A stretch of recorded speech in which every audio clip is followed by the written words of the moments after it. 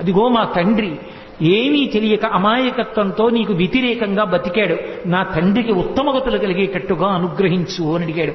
ఏనాడు నీ తండ్రి నా వంక చూసి స్తబ్దుడయ్యాడో, ఏనాడు పట్టుకుని పైకెత్తి తొడల మీద పెట్టుకున్నానో, నా గోళ్లతో చీల్చి నెత్తురు తాగానో, ప్రేగులు మెడలో వేసుకున్నానో, ఆనాడే నీ తండ్రి కాదు, నీ తండ్రికి ముందు 21 తరాలు తరించిపోయి వాళ్ళందరూ కూడా తరించారు. కాబట్టి ప్రహ్లాదా, నువ్వు బెంగపెట్టుకోక్కర్లేదు నీ తండ్రి గురించి. నేను నీకు ఆశీర్వచనం చేస్తున్నాను.